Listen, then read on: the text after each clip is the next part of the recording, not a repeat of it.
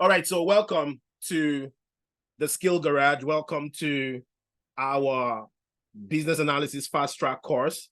We do this from time to time. We started doing this monthly as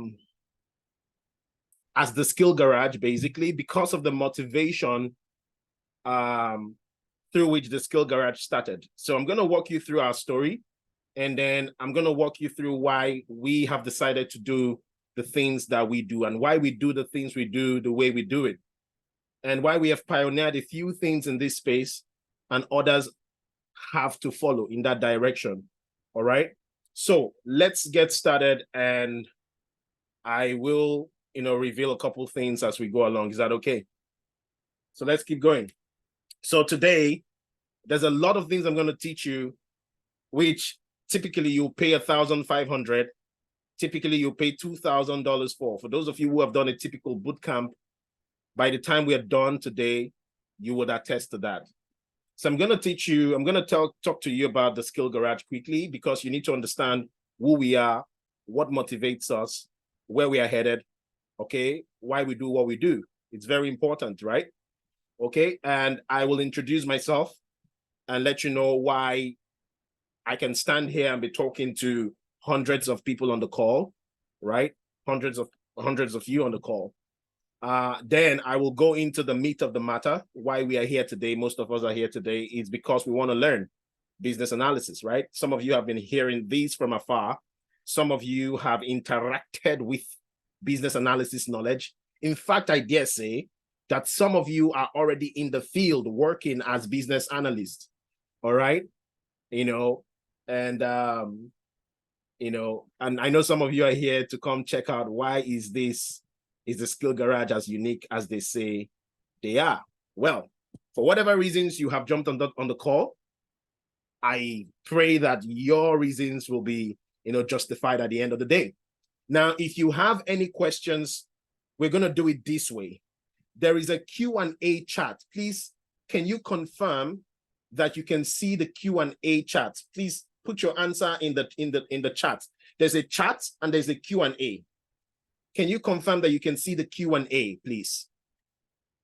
Okay, so if you can see the Q&A, that is where I want you to put your questions. All right, because we have a lot of people on the call, we will not be able to unmute everybody. Does that make sense? Otherwise, we will not be able to achieve the purpose for which we came here today. I believe we all came here to learn. So if we decide to unmute 100 and something people on the call today, that will not take us where we want to get to. And I know you all want to, get as much as you can from this session. Okay. So please, my appeal to you is that use the Q&A, not the chat. Please, I repeat again, use the Q&A, not the chat, to ask questions. Now, your contributions can go on the chat. Like when I'm asking questions in class and you want to contribute, if there is a reason for us to call on people to, voice their opinion, right? Then we will, unmute you. Does that make sense? So please, let's try to make this as, easy as possible, so that within the short time, maybe 3-4 hours that we'll be on this call, we will get the best out of, the time that we've set aside today. I know some of you have set aside today just for this. So please, if you need to ask a question and you want that question to be attended to, I'm repeating, please, because it's important. Please put it in the Q&A, not in the general chat, because it could get lost.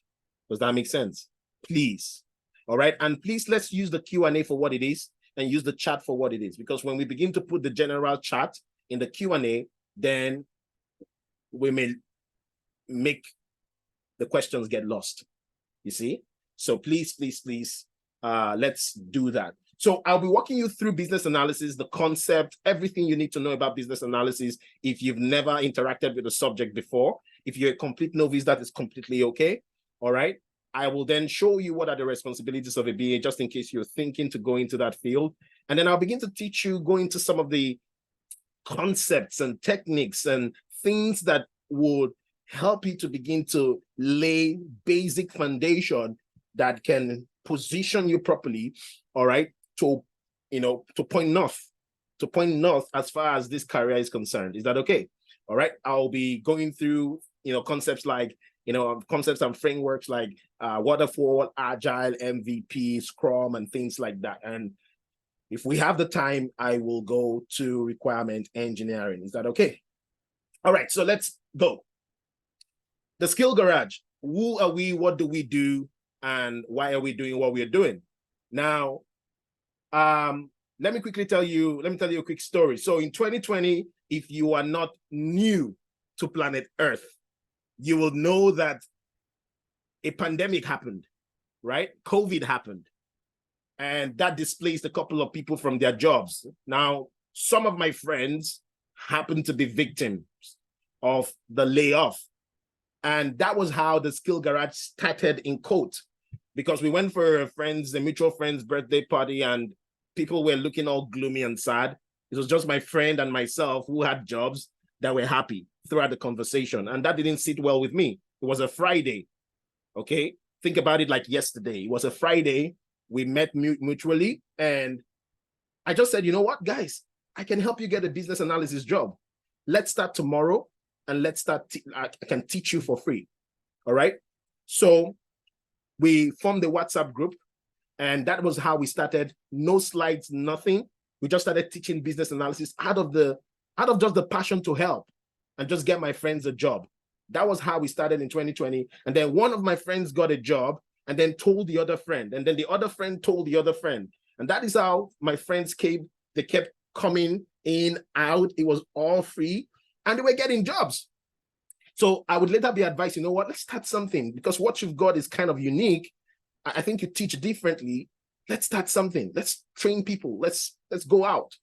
Well, I thought about it for a while, and my friends, it's good to have good buddies on your side, right? That pushes you to achieve things that probably you think are beyond you. So they pushed me, and in 2021, we registered the Skill Garage, but we didn't get our first student until June.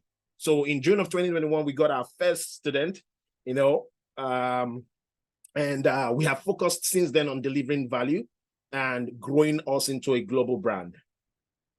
In 2022, which was just last year, so you can see although we are kind of green in the space, we have achieved quite a lot. We grew exponentially because of our results. We kept getting results both in the US and in Canada. And we test run towards the end of 2022 in the United Kingdom, because most of you, or some of you that are joining from the United Kingdom. Some of you are joining from Dubai, and some of you are joining from Australia. Some of you are joining from the US and Canada. So it's quite a diverse group here. All right. So we introduced our hands-on projects and product ownership, and that was what melted the hearts of people, because we went right for the jugular, right? We were doing real practicals. We had real developers. This was not the capstone project, and that was what seemed to help people understand the concept, all right, of what we were teaching here, get them grounded, and we could push them into the right jobs that they sought after. Now, we launched fully in the UK in 2023. Which is earlier this year, and we've run a couple cohorts. So we've been successful, not a bit successful. We've been very successful on that ground. And we started our product management certificate course. I can gladly tell you that by next week, we are starting our cybersecurity course. So we keep growing and we keep expanding. And we've taught many people in our free monthly training, just like you are on our free training today. And we have helped hundreds launch their tech careers through our paid bootcamp programs. Now, let me just pivot here and tell you why we're doing it, because some of you are new to probably the country where you reside. Some of you are struggling. Some of you may not be able to afford a bootcamp like the one we run, right? So, and it's quite obvious. The same thing that happened to my friends. If they didn't have somebody to show them what the possibilities are, if there was not somebody to help them understand the basic concept, and they use that opportunity to get and land a job, they may never have been able to move in that direction, probably because they didn't have the money to support a bootcamp. So the reason why we do this is so that we can as an entity, as an organization, we don't want to forget where we started from, because we started from the genuine passion to help our friends, to help our community, to help our people, right? That was how we started the Skill Garage.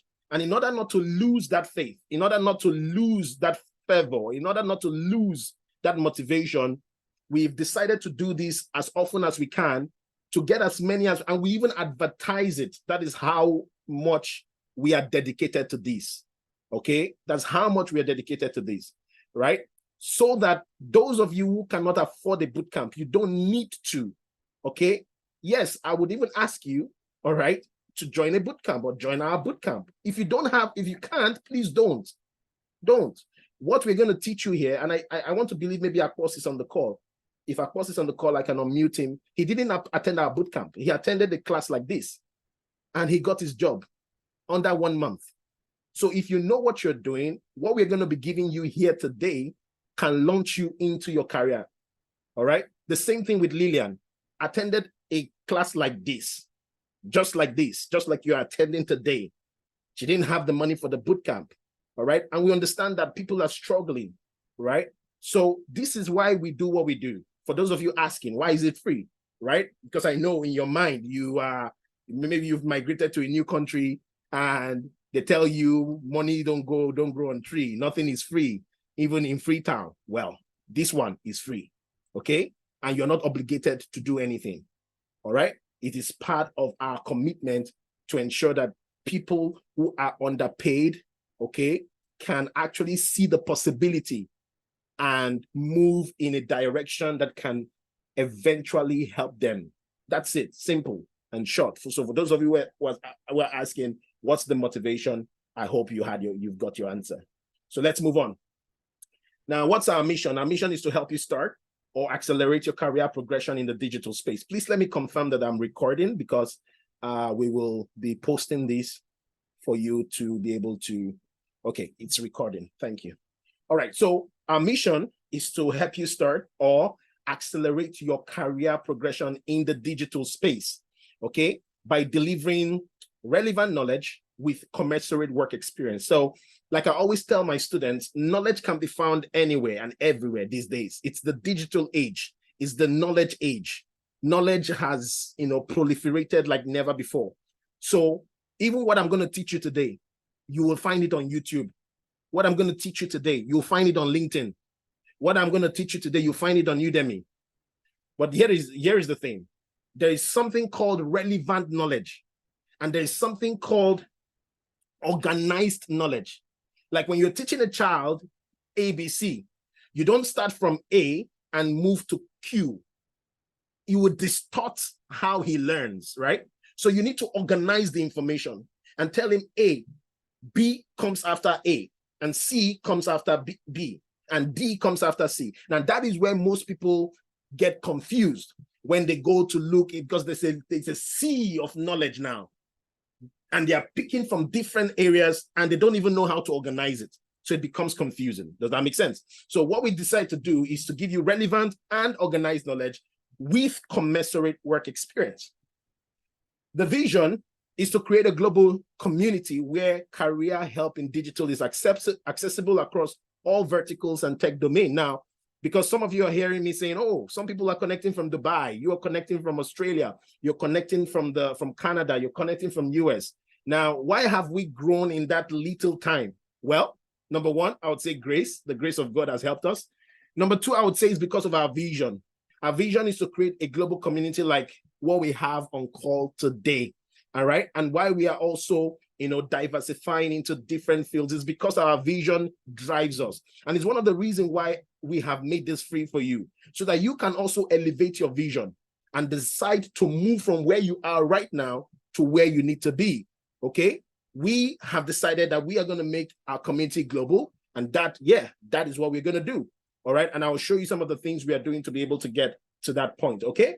So that's our vision. And that is why we are reaching out to every one of you where you are.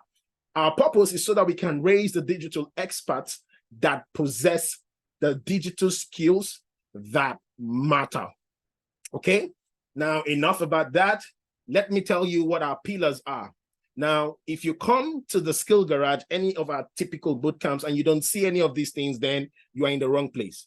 All right, because this is what holds us. This is when we say something is a pillar, when you take it out, the structure falls. So these are the things that hold us. And these are the things that we look at when we run a program. The first is collaborative learning. Now, again, I'm asking if you have a question, put it in the Q&A. I'm going to attend to your question, okay? I'm going to attend to your question.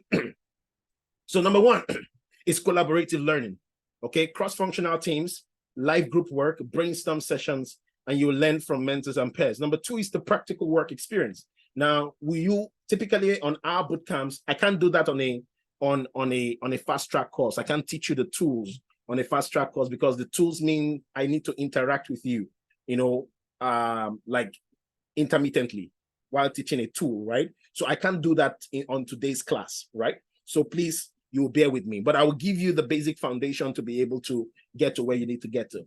So industry standard tools is what we use.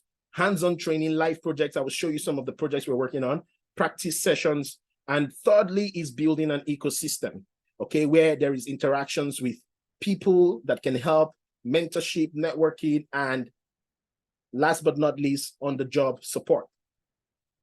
So please follow us on Facebook, on Instagram. Go on your Insta right now and type the Skill Garage, and please follow us on Instagram, on Facebook, and on LinkedIn, please. All right, please follow us on these channels so that you can be abreast of some of the information that we keep pushing out from time to time. Now, also, our YouTube channel has begun and we're beginning to get vibrant on that space. So if you are on YouTube, which I believe most of you are, okay, you may need to be on YouTube. All right, please subscribe to our channel at the Skill Garage. And the reason is because the recording for this class, okay, will be uploaded on YouTube. I repeat, for those of you asking for the recording of this class will be uploaded on YouTube. And our handle is at the Skill Garage. So go subscribe to the channel and you will not have a problem locating the recording. The recording will be up within 48 hours, right? So between now and Monday, you should have the recording of this session. Is that okay? All right. So please go on YouTube. I've told you how you will be able to get your recording. Give me a minute. Give me a minute, guys.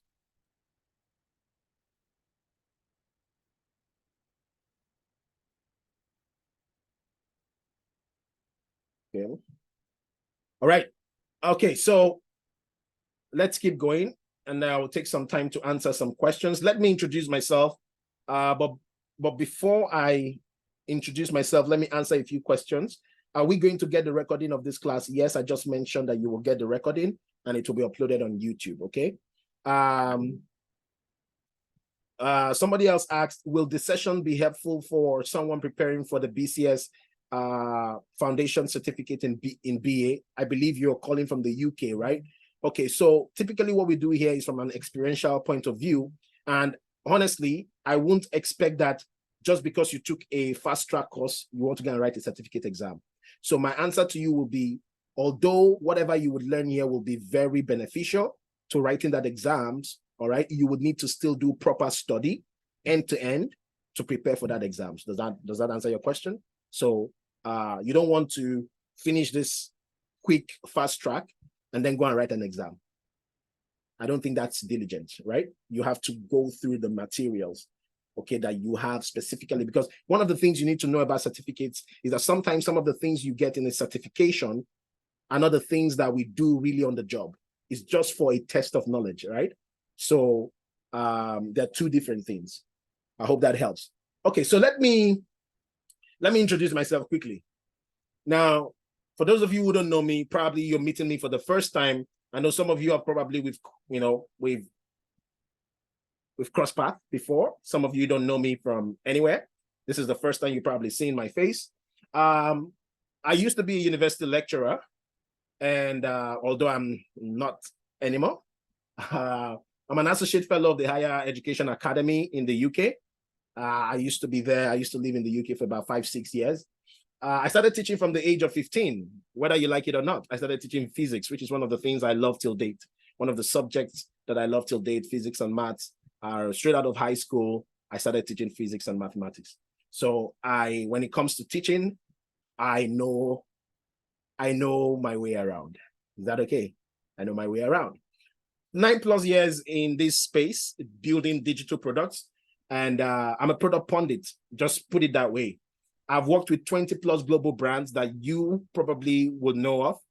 Coca-Cola, Rogers, Barclays, Telos, Abbott, RBC, for those of you in North America. So it cuts across the UK and North America. I've worked with huge brands, big brands that you guys use, all right? And some of the products that you use online, my name would have probably been registered there at some point, okay? I'm a certified BA.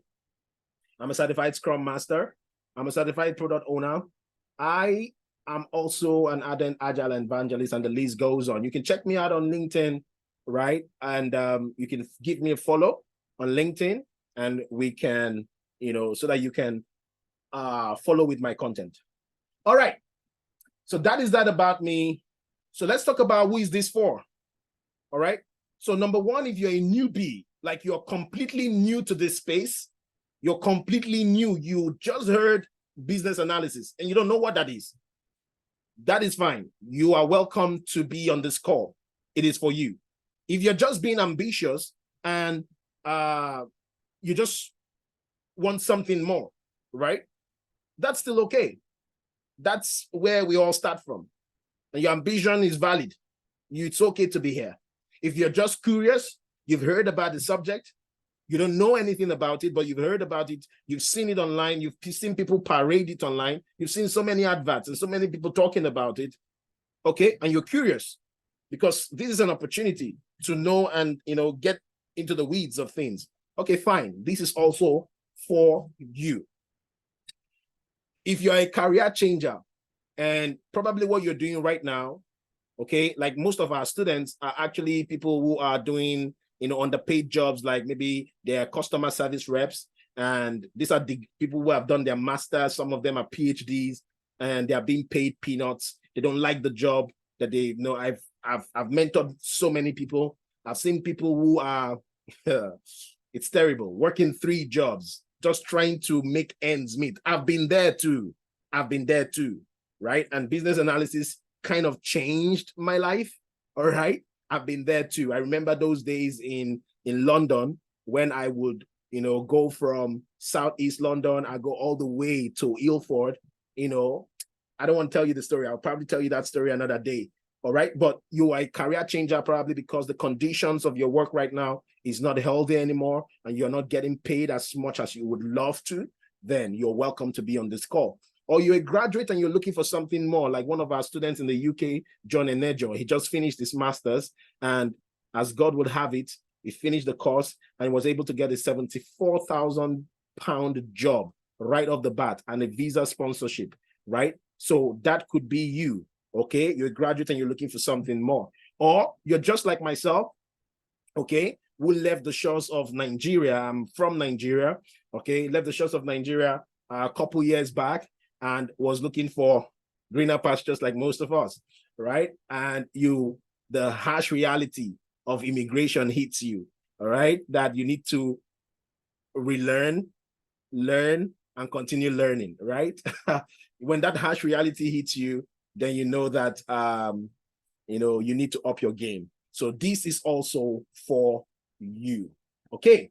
So, again, who is the course audience? Now, I repeat, if you're a complete novice who has no idea of business analysis, okay, you already have some context into business analysis, but you would like to know a bit more, this is still for you. You would like to know a little bit about Agile, Scrum, and, you hear these terms being thrown around.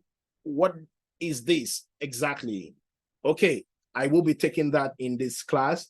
You would like to know how to break into tech space using the business analysis route. Okay, so this is still for you. So you are on the right place. You're in the right place. All right. So enough of talking. Let us go into business analysis. So I'm about to introduce the subject. I'm about to introduce you to business analysis. Okay. Any questions?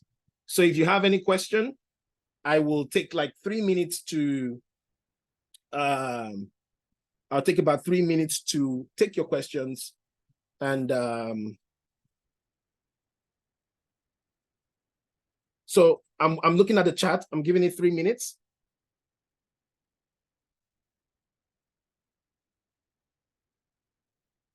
I'm looking at the chat, at the Q&A. If you have any questions, okay. The YouTube handle is TheSkillGarage, TheSkillGarage. So for those of you who will be getting the recording, the YouTube handle is TheSkillGarage. And please, please, please, please, I'm saying again, don't put your question in the chat. It will get missing. Okay? Put your questions in the Q&A. It's easier for me because we have hundreds of people on this call. Please, please. So when, you know, a number of you put stuff in the, when a number of people put stuff in the chat, it gets missing. So in the Q&A, it's more organized, and I can, okay, give me a minute. Just want to do 1 or 2 things here. And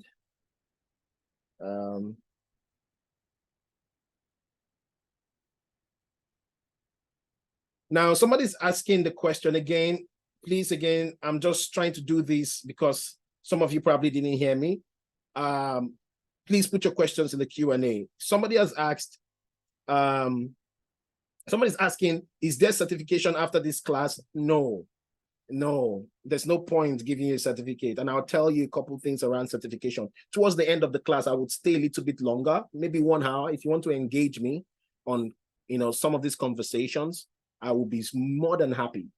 I'll be more than happy to. Somebody's asking, how long is this class going to take? It's going to take about 3 to 4 hours because I will teach you the basic concepts that you need to take and run.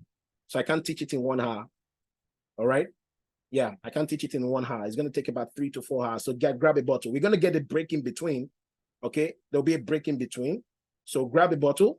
If you're on the road, make sure you have Wi-Fi hooked up. All right? Yeah, so that's how long it's going to take. Is there a certification after the class? No. And I'm going to tell you a couple reasons why we don't do that. How much is the boot camp? Okay, I'll tell you that later. Let's focus on this one now. Okay.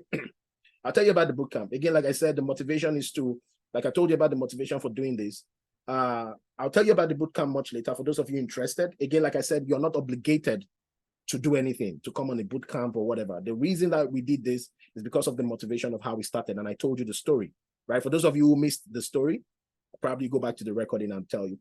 After this class, do we need to enroll for another session? It's up to you. Somebody's asking, after this class, do we need to enroll for another session, whether paid or not? It's up to you. Nobody's going to ask you to, you know, to force you to enroll for another class, all right? Like I said, many people have gotten their jobs from this free session. Of course, if you're on the call, just let me know. I can promote you to, so that you can tell them your story. Akpos didn't pay us 1 dime. He came to a class like this and he got his job. All right. Okay. So do we get mentoring sessions after the full program? Okay. My background is mechanical. All right. So we are going to go through all of this. We're going to go through all of this when we are done. We'll go through the Q&A once we are done. All right. So let's jump into the matter at hand. And because we have a little time, but we have a lot to cover. So are you ready? I've grabbed my own bottle of water and I'm ready to move. So grab yours. Give me a minute.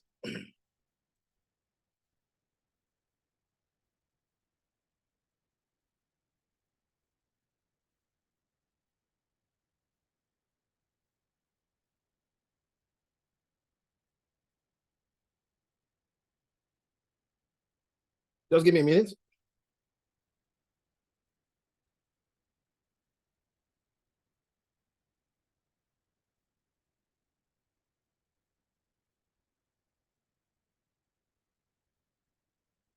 Okay. Introduction to business analysis. Are you ready? We're about to take off. Okay, so I'm going to start with the concept of change. Now, this is how I always introduce those who are novices. Now, the way that I teach, all right, the way that I teach is this. I typically assume that everybody on the call is a novice. That's how I teach. So I just assume that everybody's on the same level, all right? And we are all coming into this new, okay? So because of that assumption, I will take you from what you know into what you did not know. Does that make sense? Because for me as a teacher, with my experience as being a teacher, one of the best ways to help people learn is to take them from what they know, what they are comfortable with, right? And then move them systematically, methodically, gradually into what they do not know. So that is what I'm going to be doing here this morning. I'm going to take you from what you already are comfortable with, right? With your zero experience and all of that, what you're comfortable with, and then I will move you into the arena of that is the unknown. Does that make sense? And when we come out of that experience, what we would have is that you now understand the subject. Are we good? So one of the ways that I teach this subject is to start with what we call the concept of change. And if you stick with me, you would understand why I have to start here. So I want you to observe this set of slides quickly. I want you to observe this set of slides. All right, quickly observe this set of slides. Observe the set of slides quickly. I'm just going to be pushing a few things in front of you. Now, for those of you who don't know who is in front, is who is this, who this person is, I can categorically tell you it's the same person. Okay, it's the same person. We have the same person on screen, but I just want you to observe, I just want you to observe the screen. So you can observe, and I will be asking a few questions after you've observed the screen. All right, please observe. Keep observing. Keep observing. I hope you're observing. I am. I hope you're observing. You probably are beginning to see a few things. Now, in one word, what did you observe so far? I want you to put it in the chat. Quick. Engage me in the chat. In the chat. What did you observe in one word? What did you observe in one word? I want you to throw it in. What did you observe in all those set of slides that I put in? Please, your observation should go in the chat, not in the Q&A. All right? It should go in the chat, not the Q&A.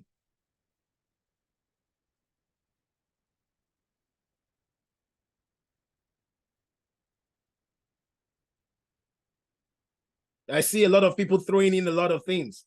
Okay, I see a lot of things in the chat, and thank you for engaging. I see metamorphoses, I see facelift, I see branding, I see change and transformation, I see upgrade, remodeling, I see evolution, I see improvement, I see, rebranding, transition, progression, innovation. I'm seeing a lot of things. Progress. Thank you. And it is all that which you just said. So you are really observant. It's everything. Everything you just said now, it is all that and even more, right? But you will agree with me that you can use one word to classify all the things you just said right now. Repositioning, progress, growth, transition, transformation, digital advancement. You can use one word, one umbrella word to capture all those thoughts. Now, that one word is called change. Please stick with me, because this one word will help define what you do as a business analyst. Please stick with me. Very important, because if you lose me now, you may likely lose the things we would say downstream. So please stick with me. we have started already. Okay? All right. So let's start here. How many of you agree with me that change is inevitable? How many of you agree with me? If you agree with me, just put yes in the chat. Just put yes in the chat. If you agree with me, put yes in the chat. I see few people, raising up their hands. So that's good. I like that. Okay. If you agree with me, put yes in the chat. That change is inevitable. And even if you don't agree with me, that's fine. If you don't agree with me, that's fine. You don't need to agree with me. But one thing I can tell you is that even if you refuse to change, by the mere reason that things around you are changing, okay, relativity will force you to have undergone change. So if you decide to stay stagnant, things will move. And by reason of the fact that things moved, things around you would have changed. For example, if you have a land that you decided not to cultivate, circumstances and nature will make sure that weed grows there. Change will still occur, although it was not a conscious change, but change will occur.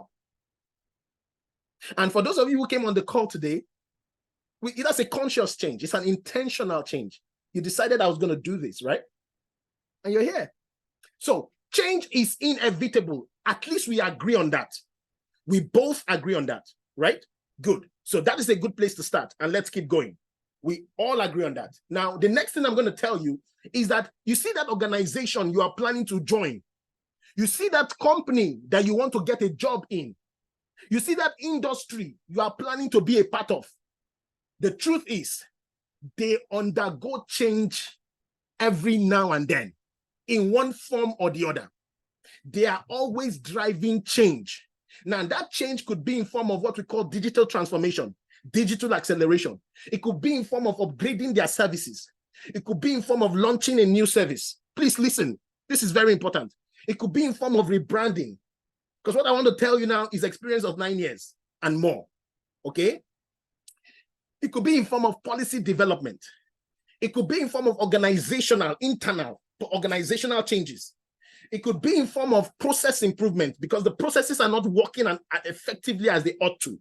So they decided, you know what, let's take a change. Let's change things.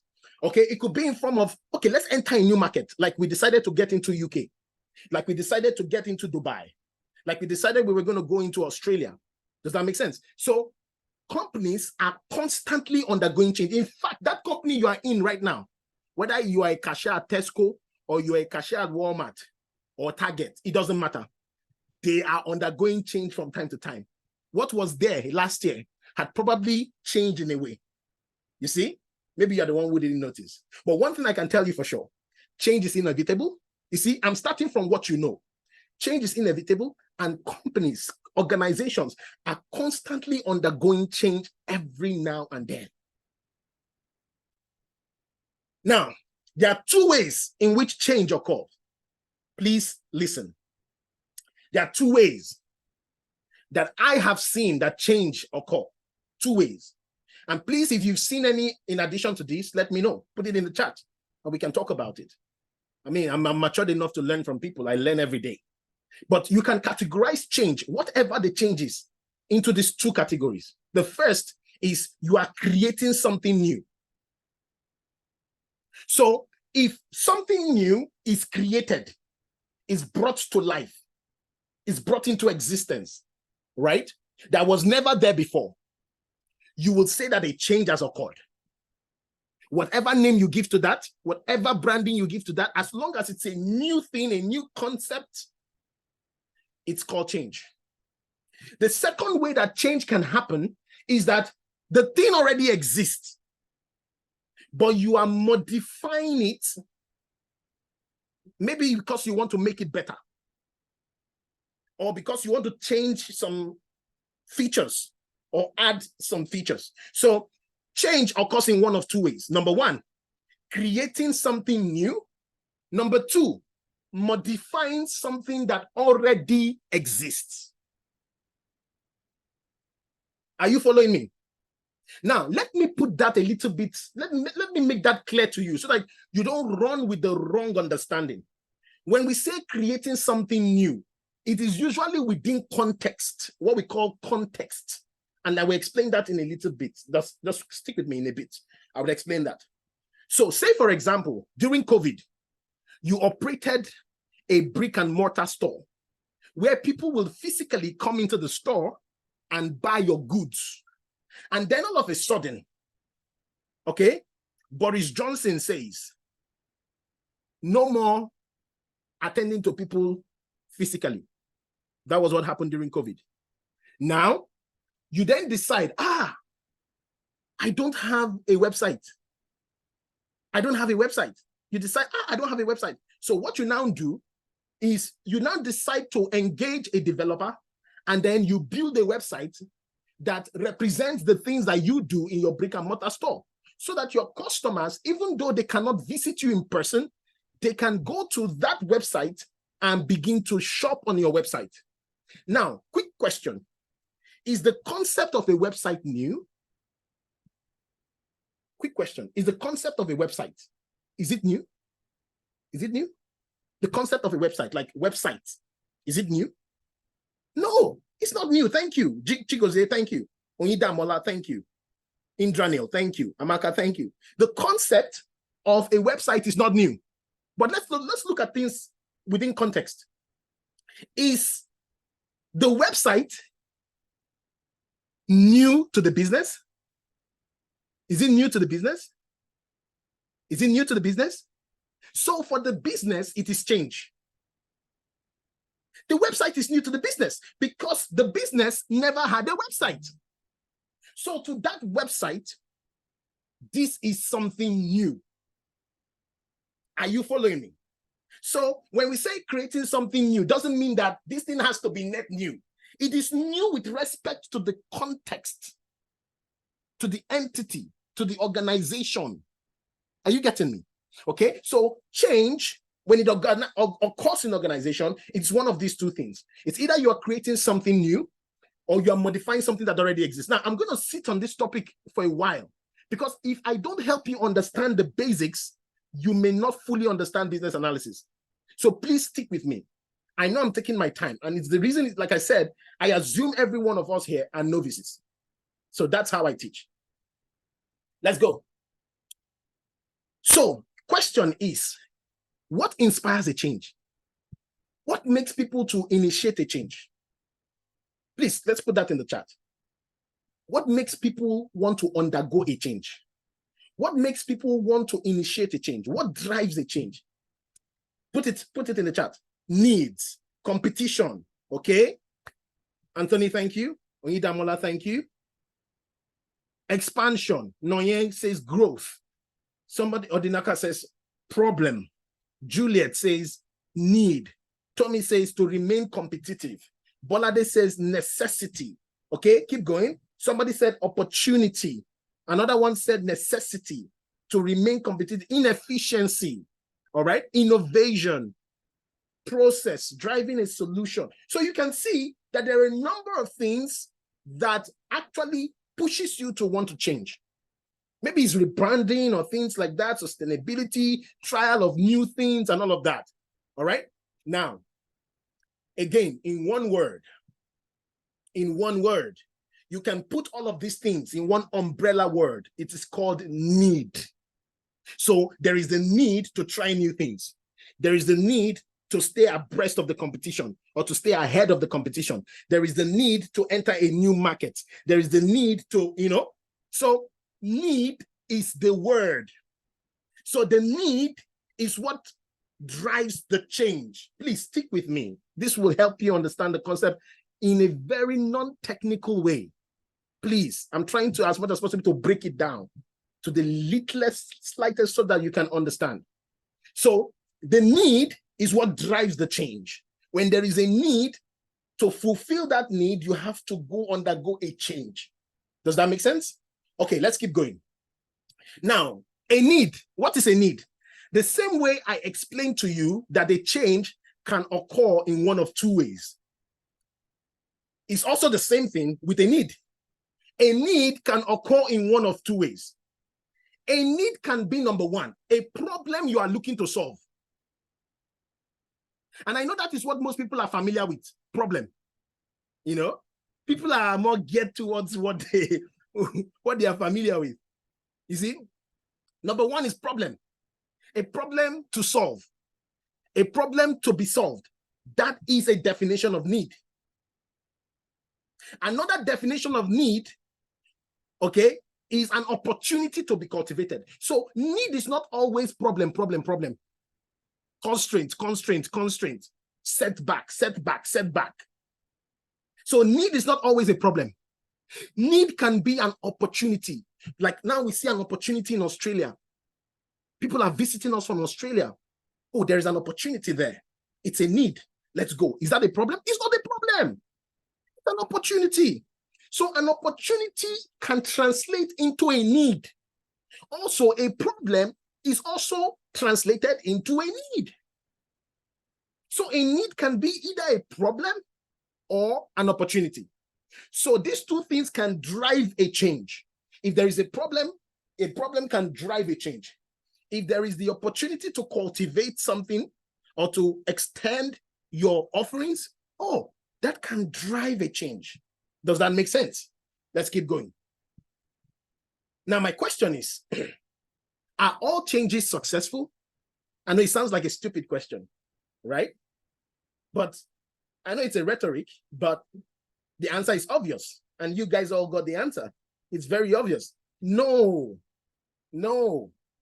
not all changes are successful. Please stick with me. Not all changes are successful.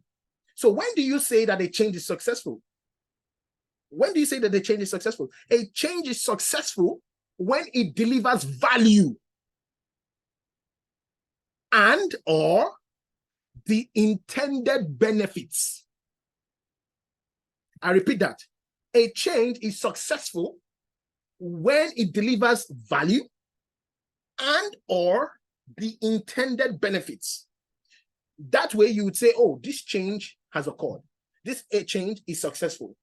So now I'm going to test you quickly.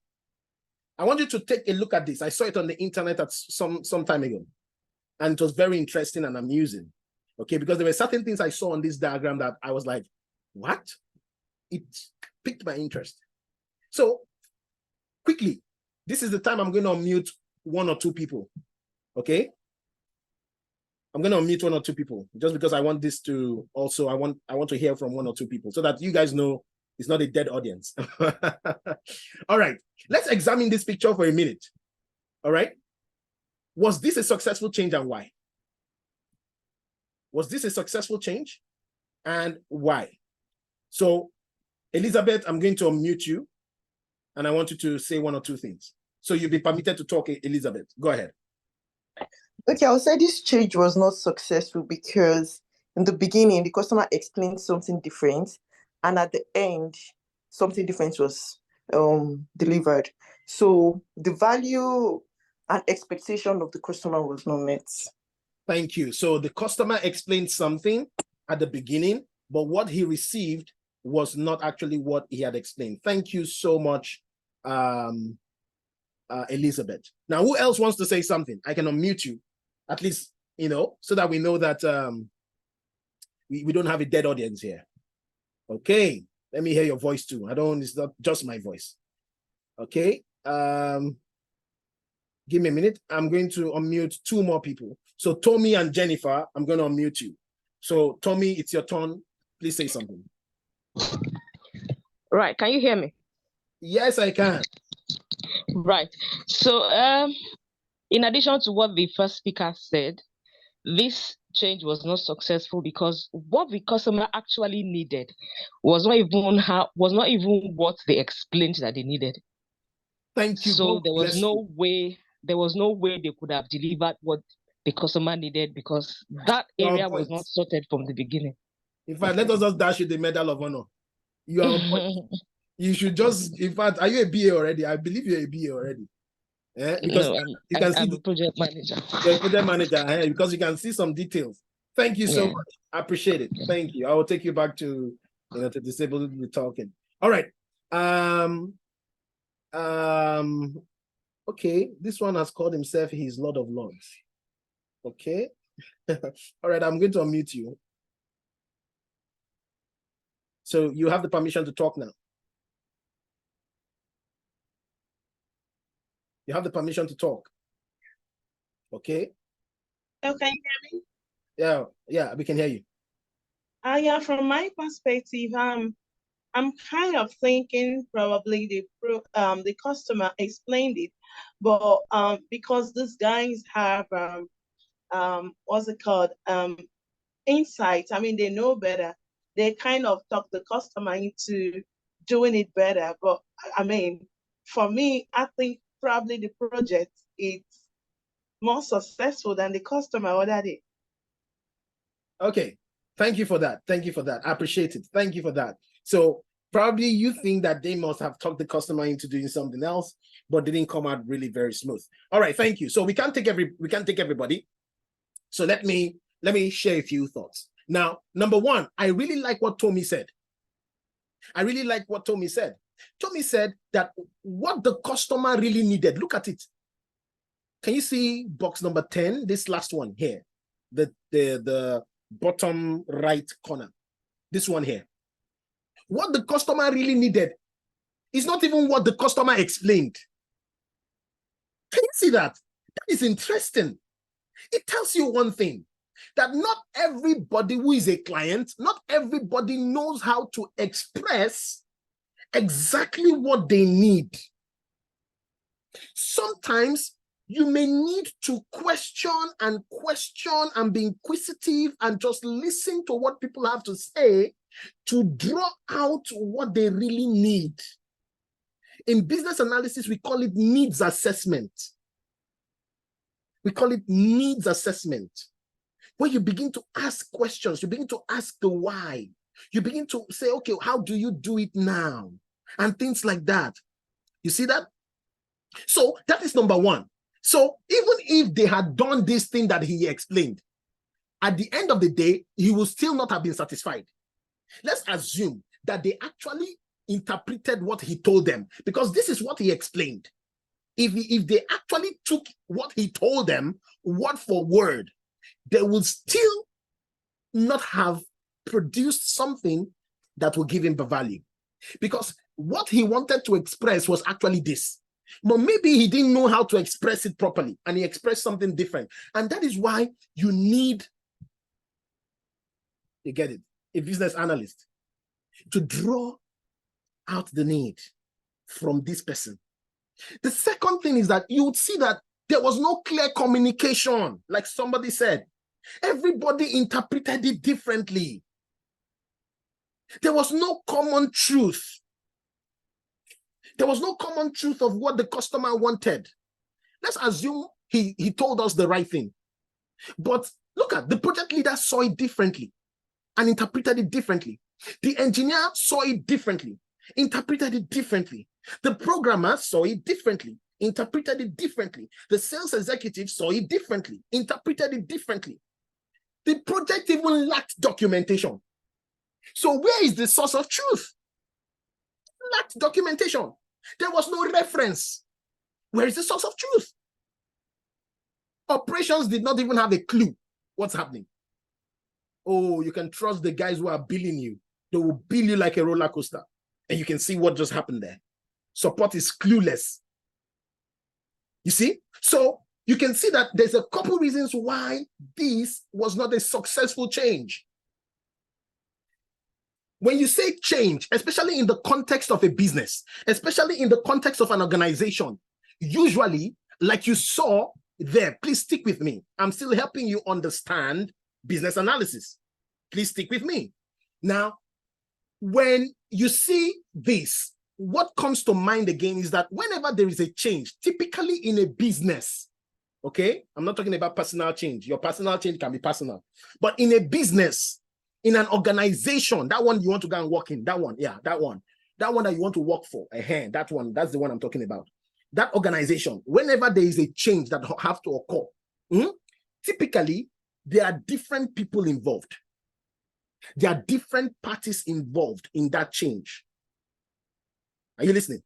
It involves different parties. Now, these parties, just like we saw in that picture, they need to align. They need to align on the change. They need to align on the solution.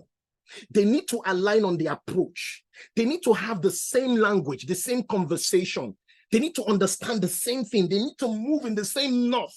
They need to move in the same trajectory. They need to move in the same direction. They need to align on all other ingredients that mold the change. My question then becomes, okay, before I ask that question, let me say a few more things. So when you have a change happening, these different parties will come into play, okay? You have different parties involved.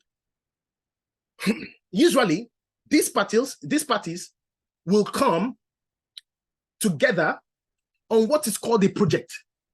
So for those of you who have BA friends, business analyst friends, you will hear them say, I'm working on 2 projects. I have 2 projects that I'm working on. The project is the vehicle for the change. So typically they don't tell you, we want to put you on a change.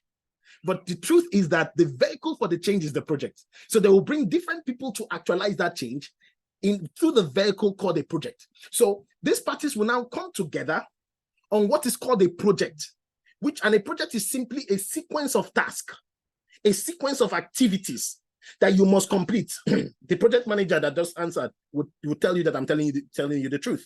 Okay, that a project is simply a sequence of tasks that must be completed to attain a certain outcome within a certain period of time. Okay, that's the only thing that's missing here because it's not relevant to this conversation. Okay, but within a certain period of time. Do you understand? Why? To pursue a change. So a change is pursued within the context of what is called a project.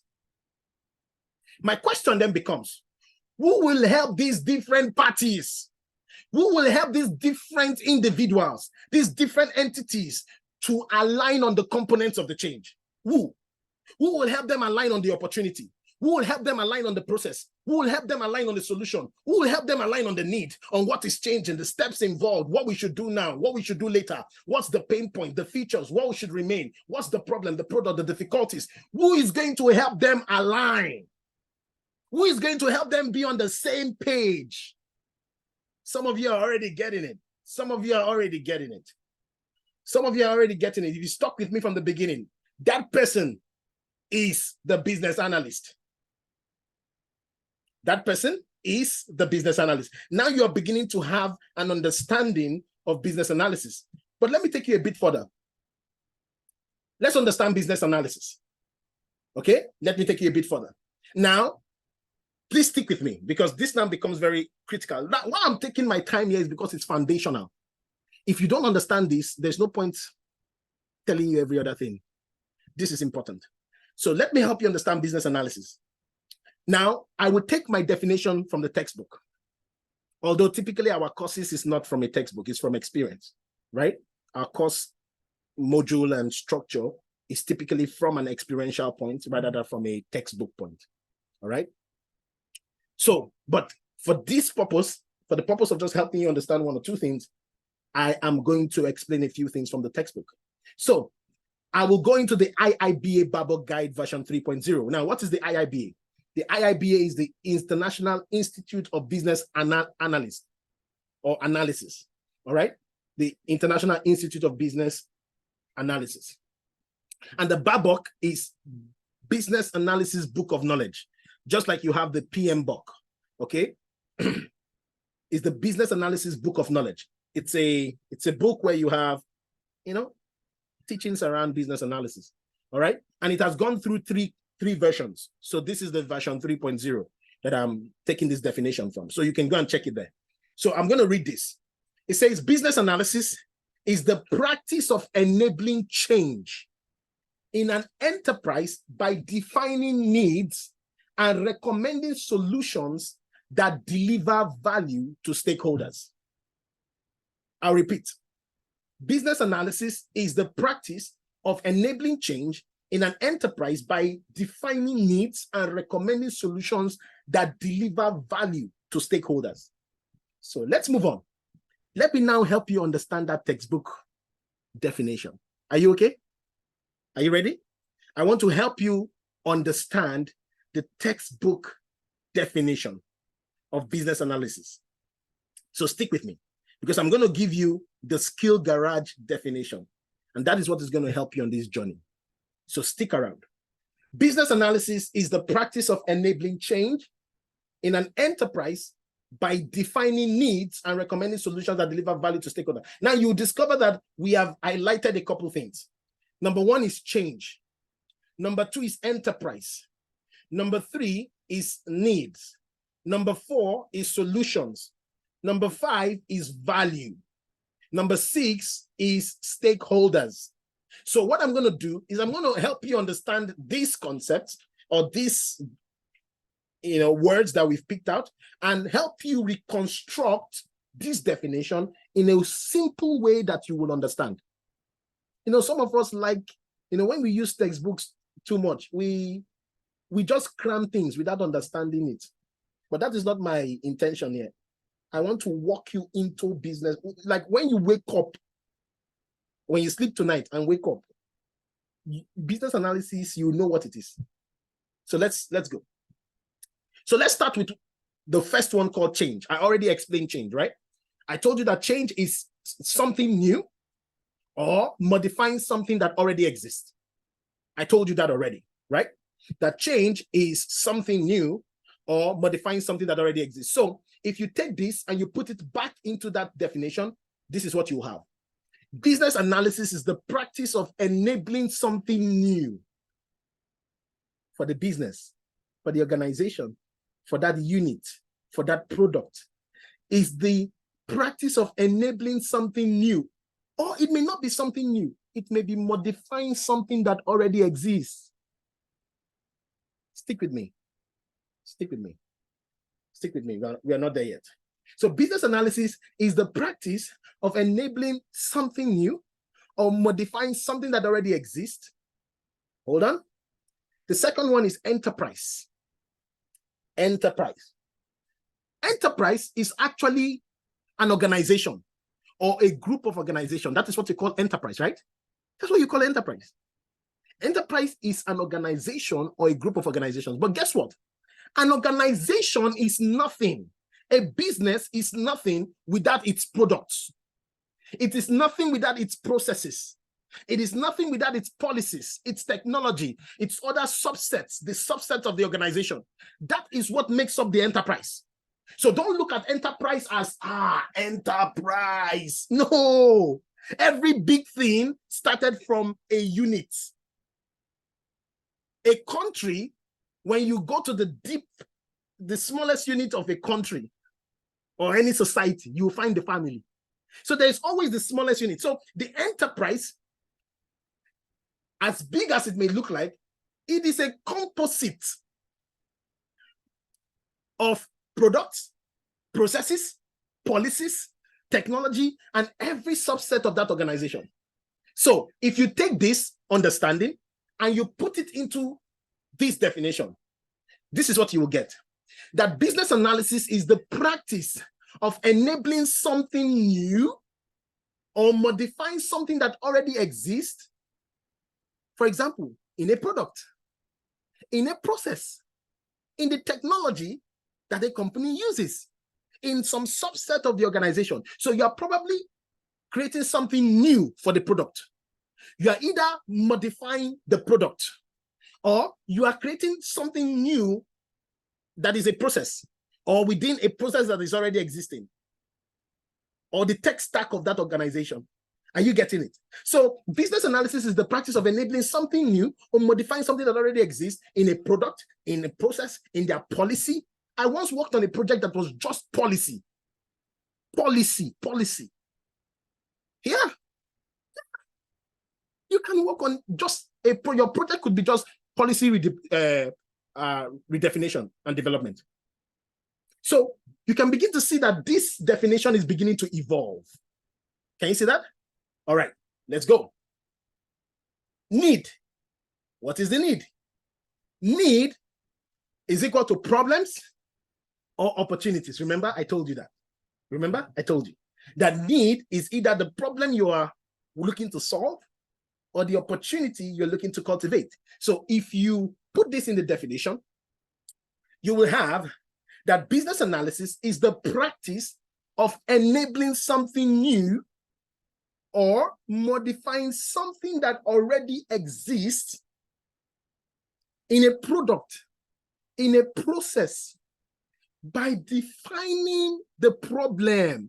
Can you see why that other thing was not successful? Because they did not define the problem properly. Because that is the first place business analysis starts from. It starts from defining the problem, defining the opportunity, defining the pain point, defining the need. So business analysis is the practice of enabling something new or modifying something that already exists in an enterprise, which is the product, the process, the policy, the technology, or the subset of the organization, by defining the problem, defining the opportunity, and defining the pain points, and recommending solutions. What is solution? What is solutions? Solutions could be an approach. I could give you a different approach to doing something, and it's your solution. I could give you a different design to something, and it's your solution. We can use a different technology in a company, and it is the solution.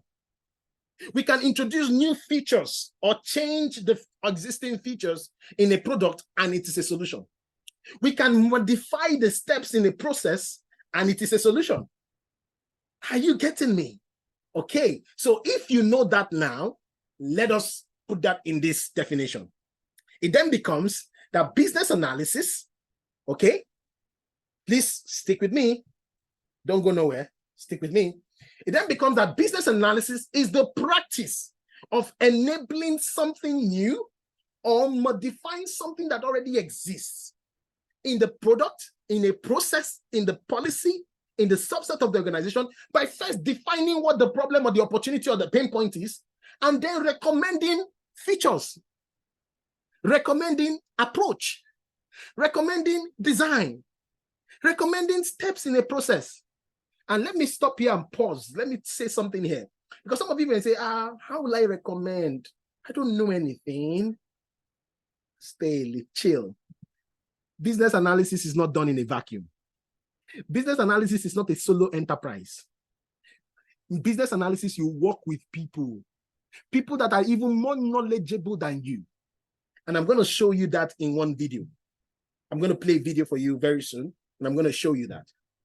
That with business analysis, the recommendation doesn't have to come from you, but it has to be documented by you. It has to be translated by you.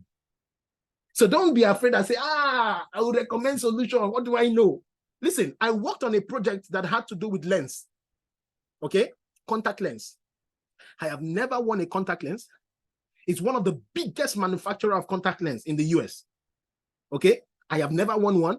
None of my family wears any contact lens, but I was the BA on that project. My question is, how did I know anything to recommend? Huh? How did I? So don't think you need to know that thing. No, you work with people that know. They call them subject matter experts. And by reason of interacting with them, over time, you collect enough information that even you yourself, you know. And it's one of the good things that you do as a BA is research. And I'm going to be telling you about the competencies very soon. So don't think that, how will I know? And some of you, you'll be so lucky that you will find a BA job in your current place expertise, because BA cuts across all sectors, public service, health, construction, whatever. And that is why it is one of the easiest and simplest entry points into tech. That is why you see a lot of people, BA. They want to be BA. Because it's one of the simplest entry points, because every organization undergoes change. Every sector undergoes change. So that is why you see everybody wanting to go through BA. Yes, you would have seen a lot of BA teacher, although some don't even know what they are teaching. They have to be the one to be taught. Yeah, it's because it's one of the simplest entry routes. So don't think that because we've said recommending solutions, you have to be the one actually recommending. No, sometimes you are the one because you now have enough information. Sometimes it's the interaction with some other people that are knowledgeable. Okay, and I'm going to show you that. So let us move on. Value. What is value? Value is benefits. Okay, benefits. So if you put that in this definition, you have that business analysis is the practice of enabling something new or modifying something that already exists in a product, in a process, by defining the problem, the opportunity, the pain point, and recommending features, steps, approach, design, process that delivers benefits. You see that? Delivers the benefits or benefits. Then the last one is stakeholders. Who is the stakeholder? Now, I know that some of you have a different definition of stakeholder, but this is the real definition for stakeholder in business analysis. It is everybody and anybody that is affected or that affects that project, or that affects that change, or that affects that need, or that affects that solution. As long as you are affected by it, or it affects you. Okay, let me explain. So say, for example, when I was working on a health project, and because of the nature of the project, we needed to take into consideration certain compliance. Now, if we didn't take that compliance into cognizance, if we didn't recognize those compliance, especially here in North America, before our project can even come to life, we'll get a fine. We'll get a fine. So it then means that the organization or the entity that is responsible for the compliance is now a stakeholder, because they can affect the outcome of our project. Do you understand? So sometimes it is not the people that you affect with your project that is a stakeholder. Even the people that affect your project. For example, if the project sponsor decides to pull the rug and he disconnects and says, I'm not sponsoring anymore, do you think that project will continue? So he's a stakeholder and you have to manage him. And I'm going to talk about that very soon. One of the things that you do as a BA, you have to manage the stakeholder. So a stakeholder is everybody and anybody that is affected or that affects the project. For example, the developer that you'll be working with, he's a stakeholder because he affects the outcome and the output of what you do. So if you don't tell him the right thing to do, he can do the wrong thing and affect the output. Can you see? So if you put that into the definition, you will have that business analysis is the practice of enabling something new or modifying something that already exists in an enterprise, which could be your product, your processes, your policies, your technology, and all of that. I explained that. By defining the problems, the opportunities, the pain points, and recommending solutions, which I told you doesn't even necessarily have to come from you, which is features, steps in a process, design, approach that deliver value, which is benefits, to stakeholders, which is everybody and anybody that is affected or that affects the project. So let's go back to the initial definition and let me know what you think.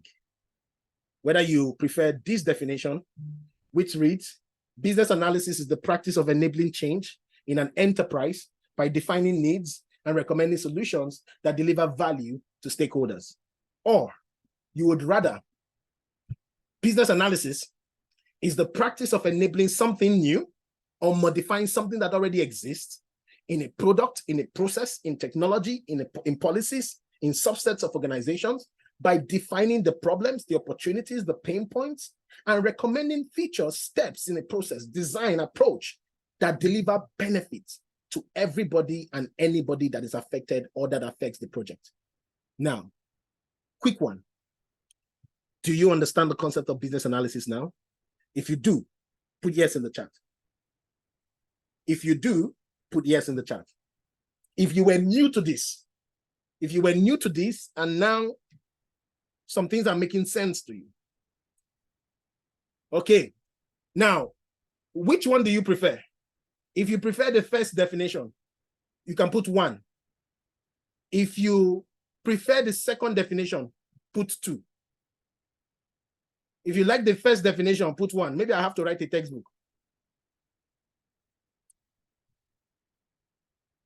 Okay, I see some people still like 1. That's fine. Of course, because we emanated from 1. Yeah, so I say mixed in the chat. All right, but whichever way, all right, All right, whichever way you decide to go, the most important thing is that you understand exactly what business analysis is. Now, let's not end there. Let's not stop there. Let's go. Let's keep moving. So again, I can't say too many things. This is a crash course, but I'm only taking my time because even in the crash course, you need to understand the fundamental. I can't rush the fundamentals. I can rush other things, but I can't rush the fundamental. Okay? All right. So in conclusion, business analysis has one of these elements.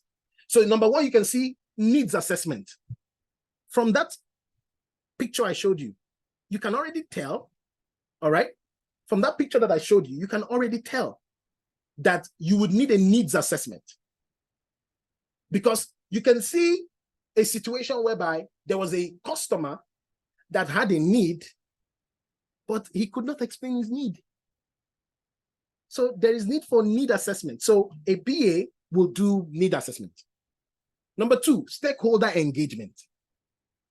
Because you work with different people and you want to help them align, there is no way you will do business analysis without engaging stakeholders.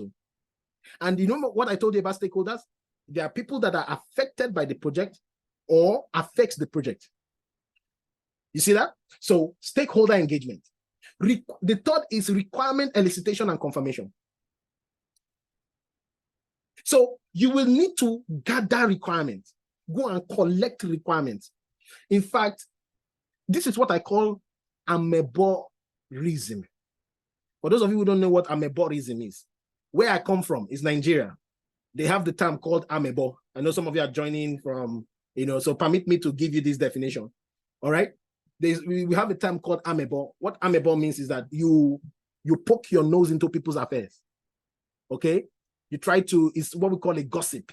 Okay. You poke your nose into people's affairs. So something happened in Mama Chinedu's house. You want to know why Papa Chinedu was shouting this morning. It's none of your business, but you want to know. So it's called ameborism, and some of you are good at it. But we are saying come to business analysis and get paid for being an amebo. Do ameborism that pays. Use your talent properly. It's called requirement elicitation. You elicit and gather requirements. Something happened across the street, and then you go and you are asking people that gathered, what happened here? Why are the police here? Hey. Oh, the guy slapped his girlfriend. Oh my God. And the girlfriend fainted. Oh, that is why the police is here? What are you doing? You are trying to draw information. Amebo. That is what you do as a BA. Oh, and the police came just for a slap. She fainted. Jeez.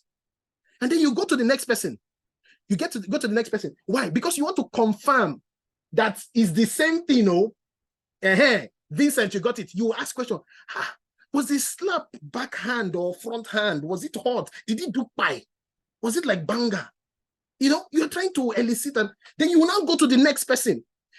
Maybe that other guy came late and did not get the full gist. So you want to go to the next person and do, sorry, I heard that one guy fainted and he served the boyfriend indomie with carrot, and the boyfriend needed indomie with beef. The boyfriend slapped her and she died. Is that true? You will say, in fact, it is more than that. She put 2 cartons of pepper in the dish. She wanted to kill the guy. Oh, so you're now getting more information. Ameborism. Okay? So if amebo is your hobby, this is for you. Maybe I forgot to mention it at the beginning. So if amebo is your, if ameborism is your thing, guys, this is for you. Just joking. But you get the point, right? You get the point. Requirement elicitation is more like going and, drawing out information and getting that information. And then it doesn't stop there. You have to confirm that information. And then you will then begin to analyze the information. Wait. So sometimes when you now go back, the real amebos, if you have not done amebo to this stage, you're not a real amebo. You now go back home. Especially if your husband is the one that likes gist. I just decided to make the amebo a female, but sorry, it wasn't intentional. Or probably you go back to your wife so that let me balance it, because some guys too can be amebo. Everybody can be amebo. So you go back home and you're not trying to come on, did you hear what I heard? Did you see that thing? Let's look at this matter. what kind of indomie was she cooking? What kind of slab? How did the slab even, what distance did he stay? How heavy was the slab? Was she suffering some underlying condition? Did she have stroke? Because I don't think a slab can send somebody to the grave. What are you doing?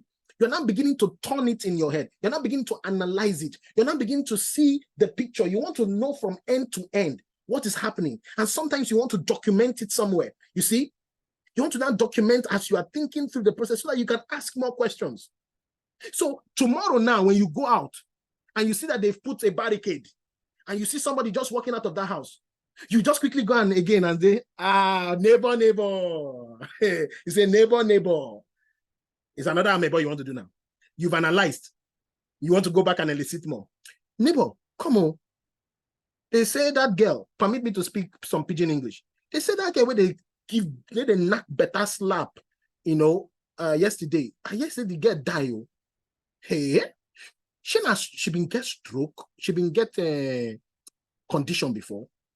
What you are now trying to analyze, and that is leading you to ask more questions. Listen, that is what the BA does. You take information, you analyze it, you go back and ask more information. You take information, you go back and analyze and ask more information. That is what they pay you 6 figures for. I'm not joking. I've done this most of my life. That is what they will pay you for. This same ameborism I'm telling you is what they will pay you for. Simple. So you take it, you do requirement analysis, and you go and document so that everybody can see your finding. So that when you document it, everybody can now see the truth. You can confirm it from the real source, and everybody can see the truth. Now, if that information changes over time, okay, you want to be able to make sure it is trackable. You see that? You want to know the person that you got that information from. You want to know how it traces back. Do you see that? So that is called traceability. Who did you get that first information from? It's Mama Chigozie. Mama Chigozie was the person that gave me that first information. Daddy Nneka is the second person that gave me that other information. So you want to be able to trace it back and then monitor how that particular information changes over time. It's very important. Oh, Chigozie, I'm sorry. Oh, I didn't know you're on the call. Chigozie just messaged me, please change the name. He said, please change it. Okay. Daddy John. Daddy John is the one involved. Sorry, Chigozie. I didn't mean it. So if your name is Nneka on the call, sorry, it's not you. It's not intentional. All right. And then the last one is solution evaluation. Think about it. When a BA has gone around to collect all the information, guess what? He now has information. He has the truth. He has everything that is needed to carry out that change. Do you understand? Let's move away from the amebo now.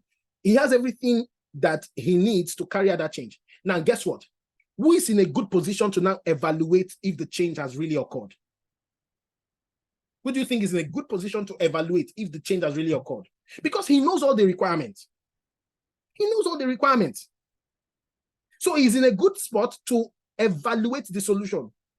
So sometimes he can even be involved in testing. I know it's not his job, but sometimes, that's why I said sometimes, he can be involved in testing that new product, testing to be sure that it fulfills the requirement that he wrote. Are you getting the point? So most of these things are elements that you will undergo as a BA. Needs assessment, stakeholder engagement, requirement elicitation and confirmation, requirement analysis and documentation, traceability, monitoring, solution evaluation. Those are the kind of things that you're going to get or you're going to do as a BA. Now, I know some of you are saying, you are talking too much about this BA. I'm okay, I know. But listen, there's one more thing I need to tell you before I move. Okay, I know you now understand where BA is and what business analysis is. But there's one more thing that I want to tell you. One more thing. Okay? One more thing. Who is a business analyst? Let me pick something from the IIBA Bible Guide. This is very important. Because some of you will discover that you've been a BA all the while. It's just that you're the only one that does not know it. And that is how my students are able to take what they have done before to transition into business analysis. And at the end of the day, through mentorship, they're able to use that experience to get a job. And that is why typically they tell you that in business analysis, you can come with that experience. Okay, you don't know, you still don't believe me. Okay, let's look at this. This is from the Bible Guide. This is from an authority. This is from the Bible Guide. Okay, a business analyst is any person who performs business analysis task, no matter their job title or organizational role. So maybe in your role as a customer service manager, you have done one or two things that is a business analysis task. Listen, you qualify to have BA experience on your CV. And one of the things I teach my students is I have a full course on work experience, a full course on work experience and CV. Because some of you, the only thing you know is what they taught you in school. The only thing you know about work experience is what they taught you in school. I have a full course on work experience and CV. It will blow your mind. That what they've taught you about work experience is actually a part of it. Yeah. And that is how the students are able to take whatever it is that they did and translate it into a BA experience. Simple. Simple. So let's continue with this. A business analyst is any person who performs business analysis tasks, no matter their job title or organizational role. You see that? So if you have ever added value to an organization or process in the following ways, please look at this. Have you driven change? Have you improved the business process? Have you helped to launch a new product or service? Have you improved the current state of a product or service? Have you helped the business to maximize profit and save costs? Have you made the process more efficient? Have you helped the business to gain competitive advantage? Have you recommended solutions to prevailing business problems? Have you helped the business maximize opportunities by entering a new market? And we can go on and on and on. Now, if you've done any of this, or you think any of this resonates with you, there are 9 on the screen. There could be more. There could be more, but I just captured 9. I want you to put in the chat how many resonates with you. How many do you think you've done? If it is 1, put 1 over 9. If it is 0, don't worry. Put 0 over 9. Okay? No shame there. Okay? If it is 9, put 9 over 9. If it's 4, put 4 over 9. If it's 3, put 3 over 9. Okay? How many of these have you done? I can see a lot of 9s. I can see 7s. I can see 8. I can see 9. I can see 9 over 9, 5 over 9. If you have 0 over 9, it's still okay. Okay? Because towards the end, for those of you who are interested, I'm going to tell you about, how you can gain the experience. Right? Yeah. How you can gain that experience. All right. So there's a lot of you who has the experience. So why are you not a BA? You are a BA. That's what I came to tell you today. You're a BA. You just need to know how to take that and transition it and translate it with the right words. How you translate that experience. Listen, I came from lecturing. That was my experience. And that was what I used in coming into business analysis. So I know the road. It was a project while I was in the University College London.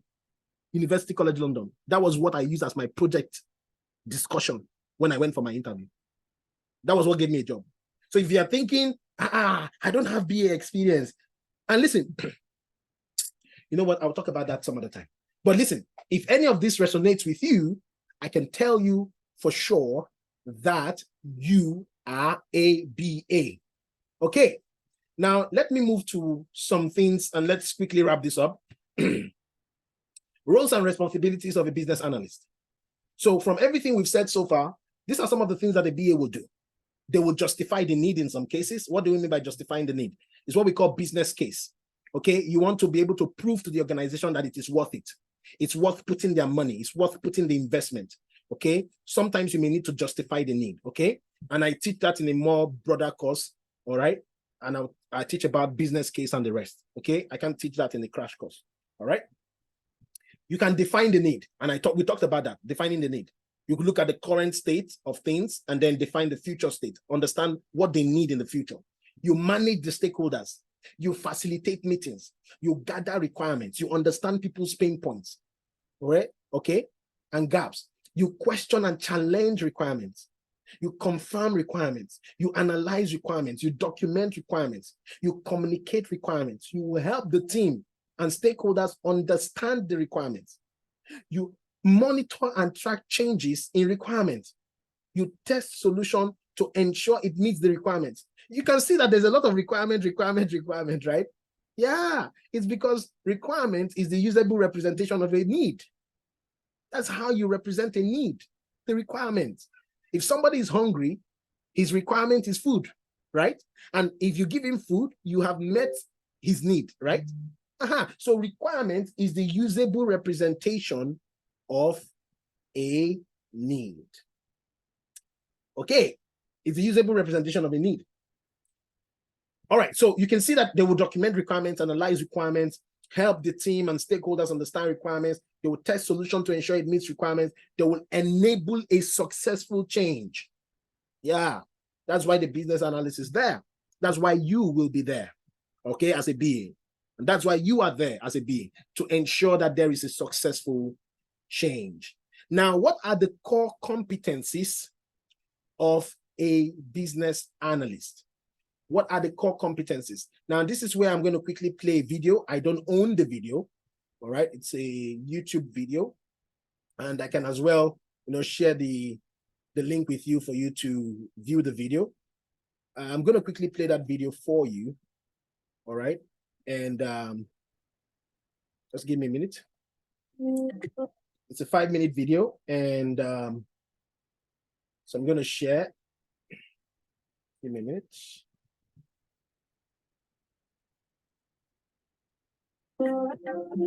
Please confirm that you can hear. Can you see the video, and can you hear that? Can you see the video? Kia ora, I'm Gemma. I'm a business analyst, and okay, you can hear but you can't see. Okay. Can you see now? Okay, it's called A Day in the Life of a Business Analyst. Okay. All right, let's go. And I work for Red Vesper in Wellington. Business analysts solve problems. Let's take it from the top. Kia ora, I'm Gemma. I'm a business analyst, and I work for Red Vesper in Wellington. Business analysts solve problems. We help organizations to change up their people and culture or their business processes. People deal with stuff. They work around problems that they shouldn't have to. So the job of a business analyst is to make other people's lives easier. We help to get to the basics of what the business actually needs to work in the most effective way. It's not about having the answers readily available. It's about working with others to get that solution together. Quite a lot of big businesses have BAs. Government has a lot of BAs in it. I work for a consultancy. We often go into clients. You really get to see how different companies work. So every time I go into a new project, it's like the first day of a new job. You've got to just throw yourself in, admit that you don't know everything. And actually, part of that is admitting that the people around you know a lot more. And pulling on those knowledgeable people is a really good way to get involved. Having someone show you through what they do really highlights to them where things could be more user-friendly for them. It's often a really good time to ask, why are you doing it that way? Why? It's that toddler kind of mindset of being so inquisitive. It might be that they've never thought about it. It's just the way that it's always been done. Actually, that is something that we could make more efficient or more effective. To ask what they do and how it works for them often gets you to the point where you can see a lot of where the problems lie. Building relationships is a really important part of my job. Listening to people and really getting engaged in what's going on for them. It just makes it so much easier to have those conversations that are often quite difficult because it's about changing the way someone works and changing someone else's outlook on whether there's a problem. After a while, the awkwardness kind of disappears. So business analysts are often the translators between the customer and the developer of the solution. So that could be talking to customers, and that might be the people doing the job or the end customer of an organization to understand exactly what they need, and then working with the developer of the solution to understand how we can make something work to solve those problems. Most BAs work as contractors, which means that they are self-employed and they go into different clients for periods of time, and then they have to find their next job. I work for a consultancy and they're responsible for finding me client projects. We get the opportunity to see so much different stuff as consultants. As a BA within a company, you're often there for a whole project and you get to see it from start to finish. But as a contractor or a consultant BA, you often come in for a small part of it, do the piece of work that needs to get done, and then hand it off to another team without seeing the whole thing through. I love variety. I thrive on it. I love being able to pick something up and make it better and then move on to the next thing. There's loads of different types of business analyst. It's really about finding what you love and letting that take you into the niche that works for you. Some of the skills you need to be a good BA is to be inquisitive and to always be asking questions. Being personable and getting on with everyone is a really kind of useful trait. Changing who you're working with and changing where you're working can often get quite uncomfortable, and you have to be happy to deal with that. You are always working in change and you're changing how other people work, and that's uncomfortable for people. So you have to be happy to manage other people's emotions as well as your own in a variety of situations. To know when enough's enough and when a solution is good enough. It doesn't have to be perfect, it just has to work to solve the problem you're trying to solve. Most BAs kind of organically become BAs, so it's not so much specifically about the study that you do, more about your interest and your engagement and how inquisitive you are. I have a diploma, which I got back in the UK, and it kind of gave me the toolkit, and then there's loads of sort of specific business analysis qualifications that you can do, but they're more likely to be done on the job than before you start. I didn't know what a BA was when I took the job, and I think it's one of those things that's really hard to explain because it's so varied. The context of solving those problems and being really engaged and inquisitive in whatever you're trying to resolve is the most key thing, but the way you do that could be so different. If you're interested in the world around you and interested in making it better, I think it's a really cool role where you can make your own path. Being a business analyst gives me the opportunity to help other people to have an easier life, and I can't see anything that's more important than that. So you can see that simple video there, talking about the competencies, and there are some things that we could draw from there, okay? The competencies of a BA. When you heard her talking, right, there are a couple of things that you probably begin to hear and you begin to understand from the things she has said. Now, I'm going to open this up, okay? Can you engage in the chat and tell me what are the things you think, based on what she said, are kind of like the competencies, right? You know, that can help you succeed or help you do your work effectively as a business analyst. What were the things you were able to get from that video? Anybody? What were the things you were able to get from that video? Somebody said being inquisitive, all right. Communication, listening, ability to listen, effective communication, inquisitive, curiosity mindset, having an inquisitive mindset, ask questions, good relationship skills, open to change, interest, effective communication. Okay, so I see quite a lot of all right. Yeah, now let me show you something quickly. So thank you. Able to manage stakeholders, communication, collaboration, interpersonal skills, and all of that. Good one. All right, let me quickly bounce you here. So on my screen, you would see something here. On my bootcamp, in the bootcamp, I go take you through everything, like all the full gamut of the core competencies. This is actually one class, one full class. Okay, this is actually one full class. Relationship building and management, okay, is one of the skill set. Leadership skills, facilitation skills, communication skills, problem-solving skills, business skills, analytical skills, technical skills. But I'm going to distill it into the most important ones, okay? Because I don't want to start going into co-creation, establishing rapport, empathy, all these things. I can break them down into different things, right? But because, again, this is a fast track and I need to, I need to show you the most important things so that we can move ahead. I'm going to just summarize some of this, the most important ones. Is that okay? So these are the most important ones that a BA at least should have. Okay, the first is communication. Communication skill is very vital. Don't worry, after this, we're going to take a quick break. Okay, we're going to take a quick water break, maybe 5-10 minutes, and then we will be back. Is that okay? All right, I know some of you are getting a bit, because we're going to stay here for like 3 hours. We're already doing like 2 hours, 3-4 hours is what we're going to do here. Because I'm going to explain a couple things from agile to all of those things. I'm going to touch on them, okay? But it's going to be, like I said, it's going to be a quick course. And I don't know if Akpos is here. If Akpos is here, I could just let him say a thing or two.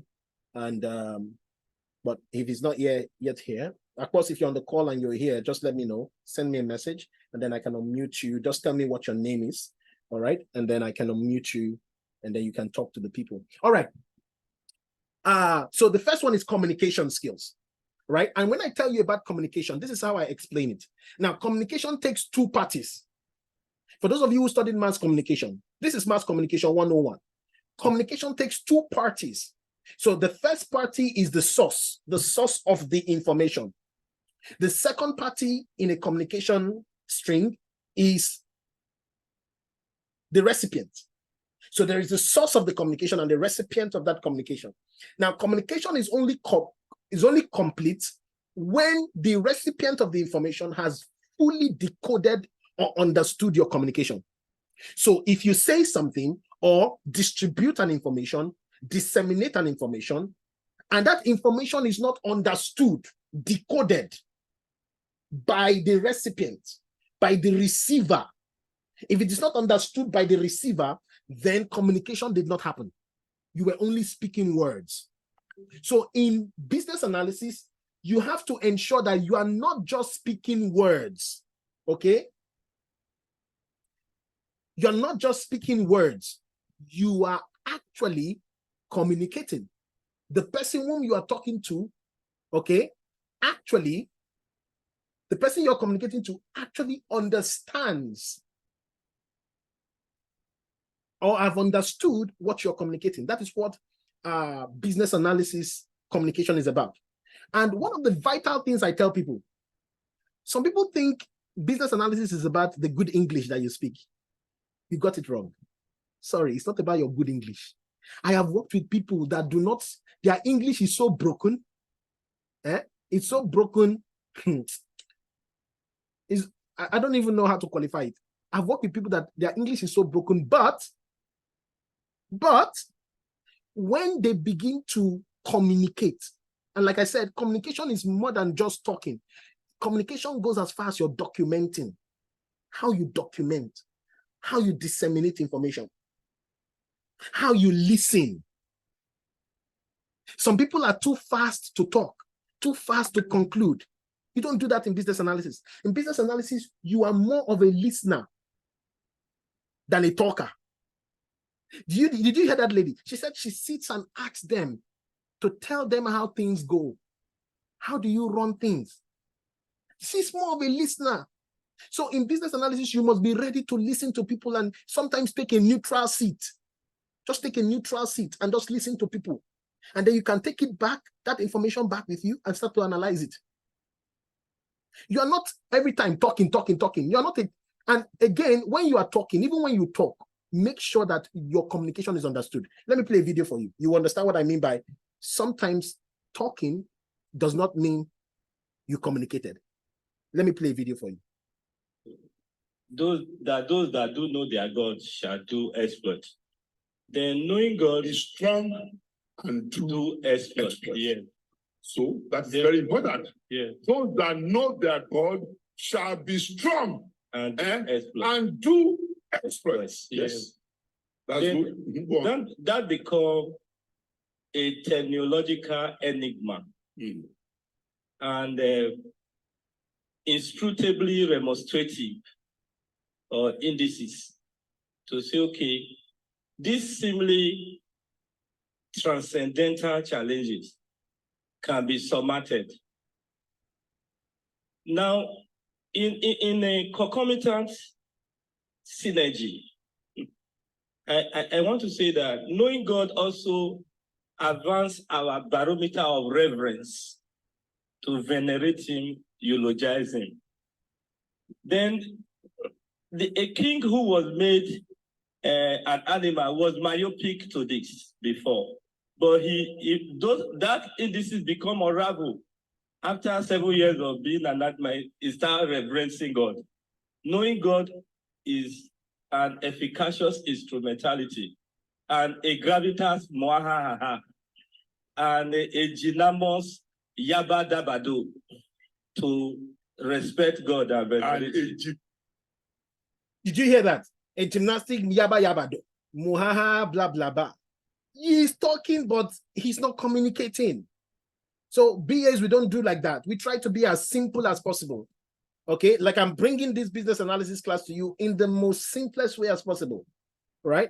We try to communicate as simple as possible without trying to complicate things, right? So another thing is facilitation and presentation, which is one of the things that our students excel at, all right? When it comes to presentation, you have a lot of opportunity to do that, especially on the practical side of things, okay? On the practical side of things, all right? Research. Listen, don't be deceived.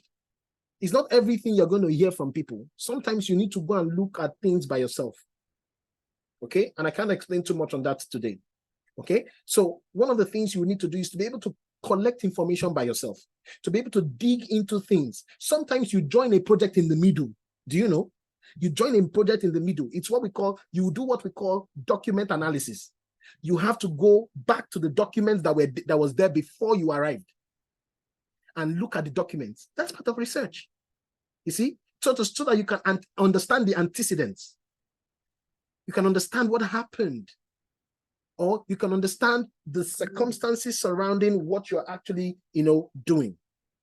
You get what I'm trying to say? So research could be one of them. Problem solving is another one. And when you open problem solving, there's a lot of things you see there. You see innovation, you see creativity. Okay, and how do you foster innovation? When you have alternatives to people's problems, you force people to be creative and innovative. Alternatives give you the opportunity to become creative, become innovative. Because once you have alternatives, you are forced to think of what are the different ways we can solve the problem. You are forced to think outside the box. You are forced to think of, missed requirements and what can happen as a result of what you are doing today. You see? So problem solving involves a lot of things. Like I said, we have a full, I take this in one full class, like a 2-hour class. I take these competencies of the BA. So I can't teach everything in this class. Again, it's a fast track. Relationship building and rapport. Oh, this cannot be overemphasized. You heard her. She said she works with others. You're working with other people, both people internally and externally. You work with stakeholders. So you need to manage stakeholder. Part of this is stakeholder management. You need to manage stakeholder properly. And that's a different conversation altogether. And then there's that inquisitive spirit. All right. You need to be inquisitive. You need to be able to ask why. You need to be able to know, okay, so where do we go from here? Okay, why do you really need it? Why is that a problem? And things like that. All right.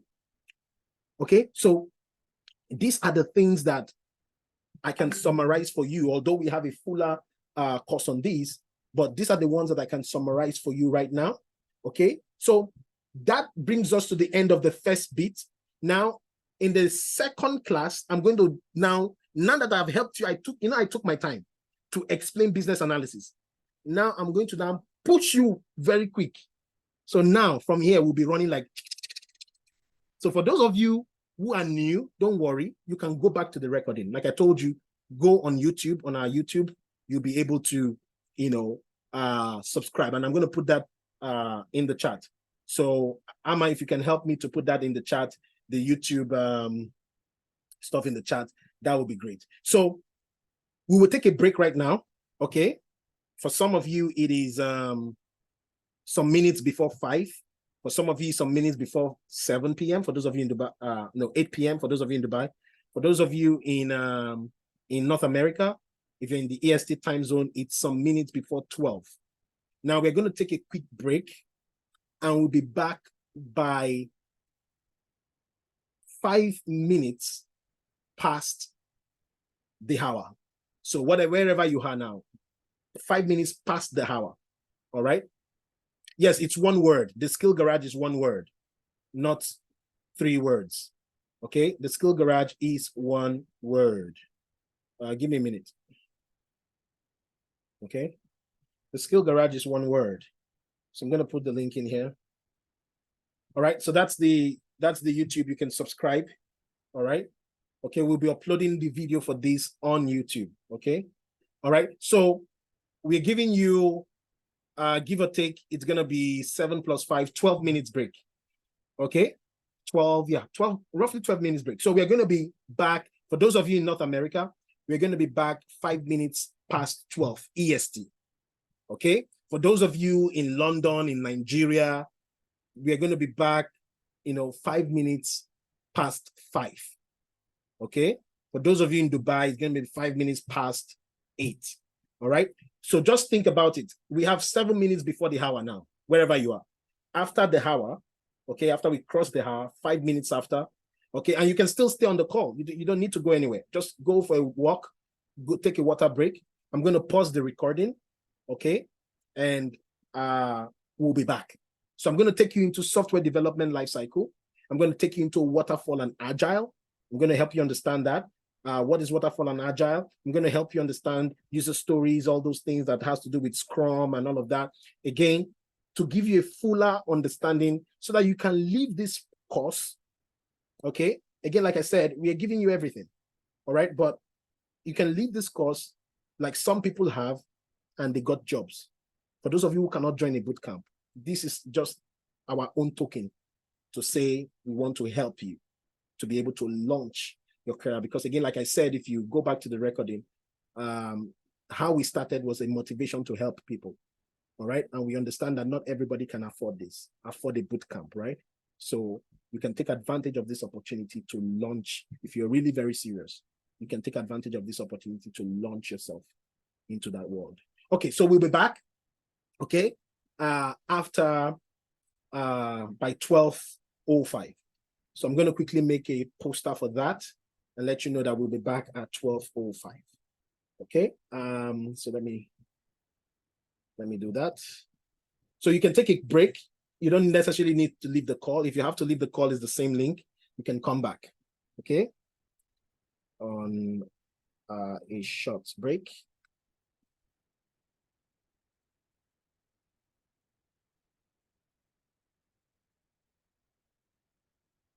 Oh, 5 p.m. EST. Okay, so we'll go on a short break quickly, and we will be back at 12:05. That is in the next 10 minutes, okay? All right, so we're just going to play music and I'm going to pause the recording. Someone please remind me to continue the recording